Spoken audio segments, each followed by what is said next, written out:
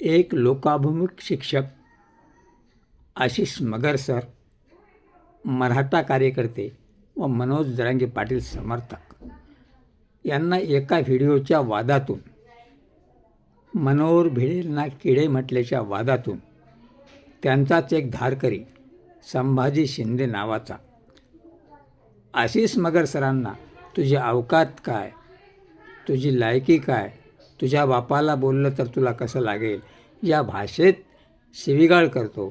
त्यावेळेस आशिष मगर सरांनी प्रश्न विचारला, तुझा बाप संभाजी भिडे आहे का? त्यावेळेस त्याला लागतं आणि मी तुमच्यावर केस करतो आणि आमचे गुरुजी ऋषितुल्य आहेत अशी वल्गना करतो. जर ऋषितुल्य माणसं आहेत तर आंबे खाल्ल्याने लेकरं होतात का? आणि काय काय वेगळं बोलले आशिष मगर सर.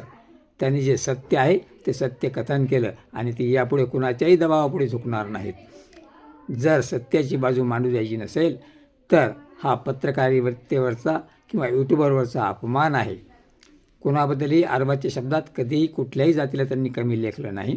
जी सत्य वस्तुस्थिती आहे त्याच वस्तुस्थितीचं वर्णन करणं आणि समाज उपयोगी कार्य करणं हे आशिष मगर सरांचं कार्य आहे.